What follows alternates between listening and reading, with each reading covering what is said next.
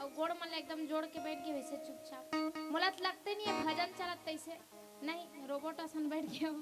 तब वो झन देखा ये लास्ट पद बचे हैं मैं, अब ओकर बाद में जाना था सब झन जाग सुत होते ना हैं वहाँ देख मंडली हुई है कहाँ थे तो इसने ढेरिया रहो नहीं ढेरिया नहीं भाई देखो हमार दीदी कहाँ का काय कहा थे माटी माटी मिल जा ही रहे के तो माटी माटी तो मिल जीते, लेकिन यदि कुछ नहीं मिले है ना तो हरे भगवान के ओकर भक्ति करे रिथनते। हाँ आप सबो जन से निवेदन है जतका जन बैठे हो ततका जन से ऐसे कर हो ताली बजाओ ताली की सेवा दो नहीं।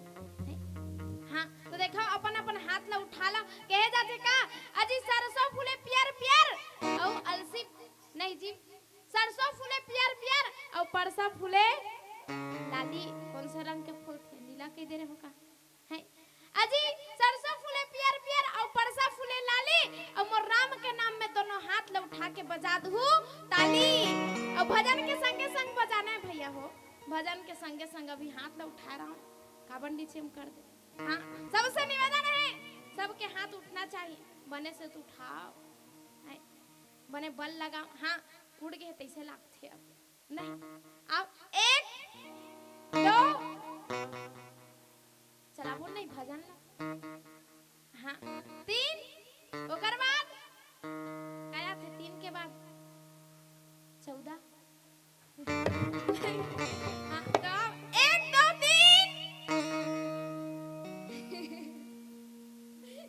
एक दो तीन चार